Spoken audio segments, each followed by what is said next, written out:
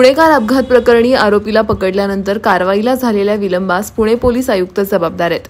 त्यामुळे पोलीस आयुक्तांनी राजीनामा द्यावा अशी आग्रही मागणी विधानसभा विरोधी पक्षनेते विजय वडेट्टीवार यांनी आज विधानसभेत केली।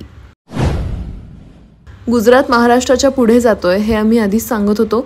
आर्थिक पाहणी अहवालानंतर ते स्पष्ट झालं असल्याचं माजी मुख्यमंत्री उद्धव ठाकरे यांनी म्हटलंय।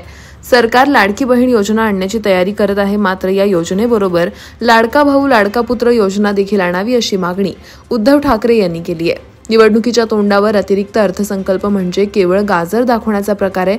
याच्या तरतुदी कशा होणार हा खरा प्रश्न असल्याचं उद्धव ठाकरे यांनी म्हटलंय। अर्थसंकल्प सादर होण्याआधीच उद्धव ठाकरे यांनी राज्य सरकारवर निशाणा साधलाय। पुण्यातील पोर्शे कार अपघात प्रकरणी राज्याचे गृहमंत्री देवेंद्र फडणवीस यांनी शुक्रवारी विधानसभेत निवेदन केलं। त्यात त्यांनी पुणे पोलिसांनी या प्रकरणी केलेल्या काही चुकांवर बोट ठेवत यासंबंधीच्या तपासावर कुणाचाही दबाव नसल्याचं स्पष्ट केलं। प्रस्तुत प्रकरणातील अल्पवयीन आरोपीला घटना घडली त्या रात्री 3 वाजता पोलीस ठाण्यात आणलं। त्यानंतर लगेचच त्याला वैद्यकीय चाचणीसाठी पाठवण्याची गरज होती, पण पोलिसांनी सकाळी 8:30 पर्यंत त्याला ठाण्यातच बसवून ठेवलं असं ते प्रांजळपणे पोलिसांची चूक मान्य करत म्हणाले। बीडच्या मातोरी गावात गुरुवारी रात्री 2 समाजात झालेल्या दगडफेकीच्या घटनेवर मनोज जरांगे पाटील यांनी तीव्र संताप व्यक्त केलाय।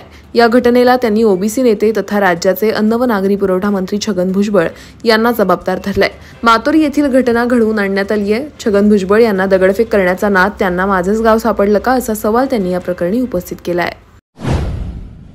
भाजप अजित पवार गटाला फक्त 20 जागा देईल किंवा स्वतंत्र लढण्यासही सांगेल असा दावा राष्ट्रवादी काँग्रेस शरद पवार गटाचे आमदार रोहित पवार यांनी केलाय। अजित पवार गटातील जे आमदार संपर्कात आहेत त्यातील 10 ते 12 आमदारांना शरद पवार वापस घेतील असंही पवार यांनी म्हटलंय।